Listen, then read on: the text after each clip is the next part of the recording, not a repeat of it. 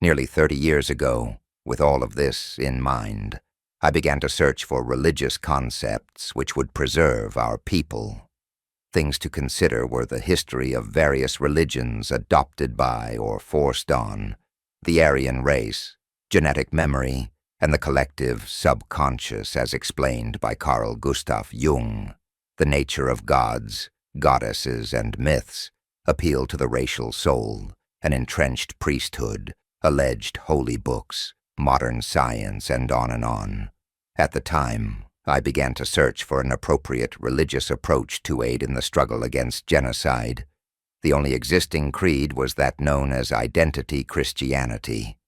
And to be just as honest as possible, the doctrine did inspire some good men such as Gordon Kahl and several members of the Order Bruder Schweigen, but its adherents did not total 1 in 10,000 of those who call themselves Christian. Additionally, identity teachers demanded literal belief in Bible stories which conflicted with science and natural law. Even worse, I discovered that identity believers spent more time denying that their holy book said what it said than teaching something useful. Love your enemies, turn the other cheek. Sex is sin. Only virgin men are preferred by God. Give unto Caesar. God is love. Or alternately, God is vengeance. And on, pollutes their holy book. And then, of course, history shows that Christianity is the most powerful weapon ever used against the freedom and existence of the white race. It has been Christians who for centuries have been giving the white man's food, medicine, wealth, technology, and education to the colored races. It is the CRAP, Christian Right-Wing American Patriots, who now surrenders the last of the white man's women, power, and territory to the colored races. White Christian civilization is a catchy and idiotic phrase used by the crap. It was the Christians who destroyed our indigenous civilization and brought on the Dark Ages. It was the Christians who persecuted all men of science, philosophy, and reason for many centuries. Oh, that was those other Christians, the crap declares.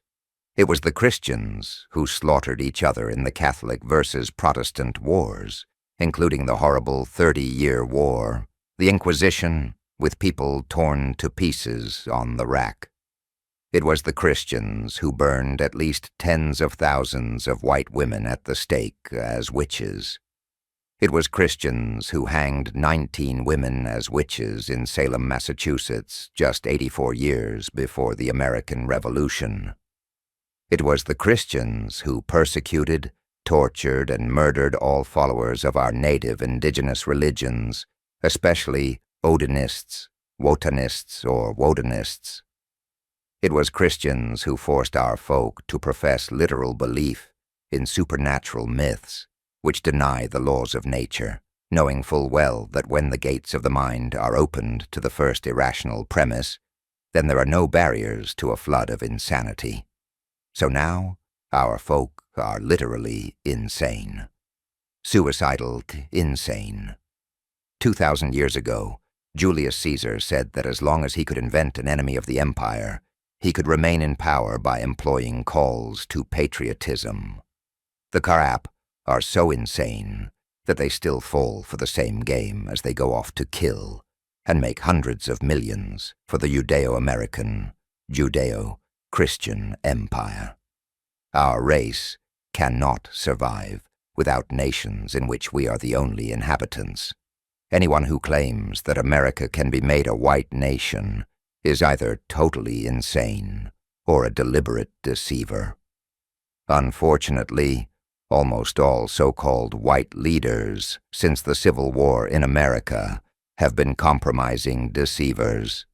As far as I know, I am the only one who has ever told the whole truth about America, Christianity, philosophy, history, and natural law religion. At least for the moment, most of my writings are available at www.davidlane1488.org or at www.pyramidprophecy.org. The well-known 14 words are, We must secure the existence of our people and a future for white children. My motivation is expressed in another 14 words. Because the beauty of the white Aryan women must not perish from the earth. If we are to accomplish the 14 words, then we must become revolutionaries. A revolution, in fact, is preceded by a revolution in the mind. We cannot continue to worship or compromise with our executioners' institutions. Overthrow them or leave them, but you cannot procrastinate or compromise any longer. 14 words and 88 precepts to victory or Valhalla, 1488, David Lane.